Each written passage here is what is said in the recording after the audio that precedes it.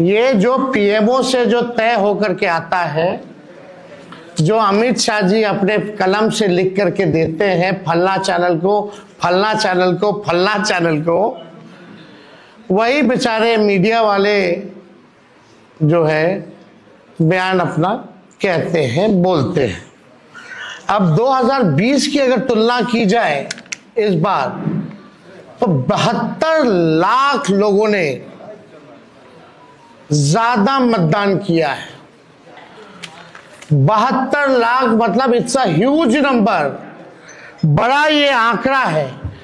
अगर 72 लाख को अगर हम 243 विधानसभा में बांटे तो 29,500 के आसपास हर विधानसभा में वोट जो है वो पड़े हैं।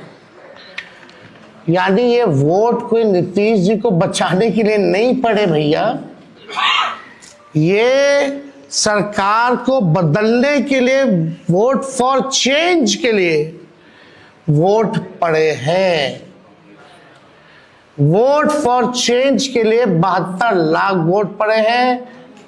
पूरे बिहार में सरकार बदलने जा रही है और ये कोई 72 लाख लोगों ने नीतीश जी को बचाने के लिए चुनाव में मतदान नहीं किया, बल्कि बदलाव के लिए जो है, परिवर्तन के लिए जो है 72 लाख लोगों ने वोट फॉर चेंज जो है किया है।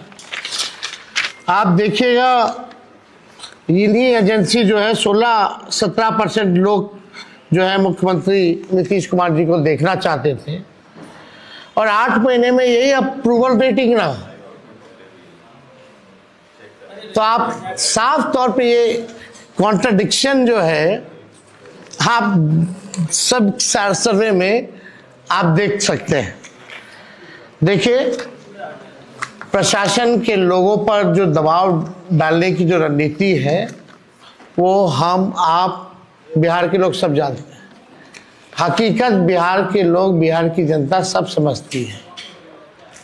और इस बार देखिएगा, अभी सर्वे चलाया गया और पूरा प्रयास किया जाएगा कि काउंटिंग को स्लो किया जाए। पूरी प्रक्रिया काउंटिंग की स्लो ये लोग करवाएंगे। दहशत जो है जिला हेडक्वार्टर्स में पैदा करेंगे।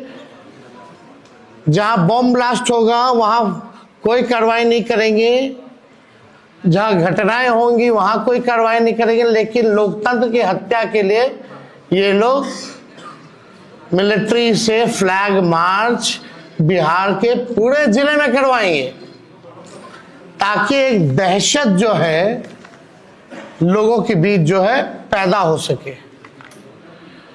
आप देखिएगा, पिछले बार भी लोगों ने 2020 में बदलाव के लिए जो है, परिवर्तन के लिए वोट दिया था। वो तो बेईमानी हुई, मात्र 12,000 का अंतर रहा। इस बार तो क्लीन स्वीप हम लोग हो रहे हैं। महागठबंधन भारी मैसिव विक्ट्री जो है महागठबंधन की इस बार होने जा रही है।